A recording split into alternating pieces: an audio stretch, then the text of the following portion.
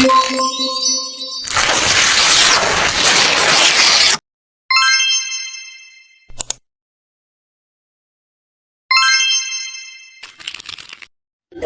check over me, into the top, into the top, enter, enter,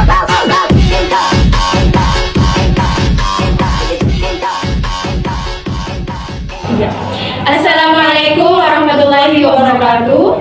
Yang terhormat Ibu Humaira Fauzia SPD MPD selaku dosen pengampu mata kuliah Bahasa Indonesia.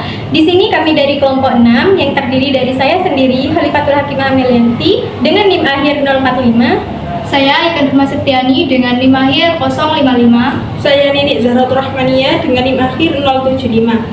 Di sini kami akan membahas mengenai paragraf argumentasi. Tahu nggak sih apa itu paragraf argumentasi?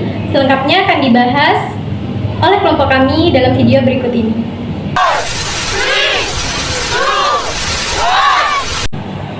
Di sini saya akan menjelaskan tentang pengertian paragraf argumentasi.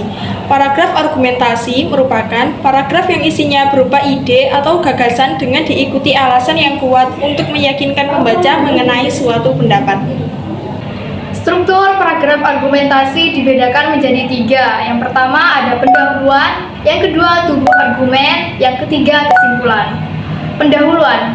Pada bagian ini, penulis cukup menuliskan hal yang menarik dari tema yang akan dibahas secara singkat. Yang kedua ada tubuh argumen. Dalam bagian ini, penulis bisa menyampaikan pendapat yang disesuaikan dengan data fakta dan alur yang logis. Dan yang ketiga itu ada kesimpulan, yang mana bagiannya ini penulis harus bisa menyimpulkan apa saja isi dalam teks argumentasi, tapi menggunakan bahasa yang singkat, padat, dan jelas. Di sini saya akan membacakan contoh dari paragraf argumentasi. Menurut Iskandar, sudah saatnya masyarakat mengubah paradigma agar lulusan SMP tidak latah masuk SMA. Kalau memang lebih berbakat pada jalur profesi, sebaiknya memilih SMK. Dia mengingatkan sejumlah risiko bagi lulusan SMP yang sembarangan melanjutkan sekolah. Misalnya, lulusan SMP yang tidak mempunyai potensi minat bakat ke jalur akademik sampai perguruan tinggi, tetapi memaksakan diri masuk SMA.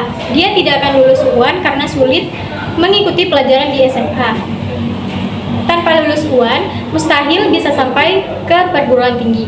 Pada akhirnya, mereka akan menjadi pengangguran karena pelajaran di SMA tidak memberi bekal untuk bekerja.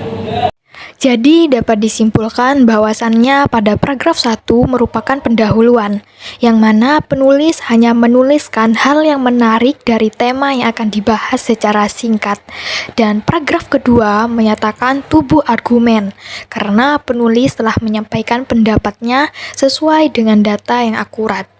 Dan paragraf ketiga menyatakan kesimpulan, karena penulis telah menyimpulkan isi dalam teks tersebut dan menggunakan bahasa yang singkat, padat, dan jelas.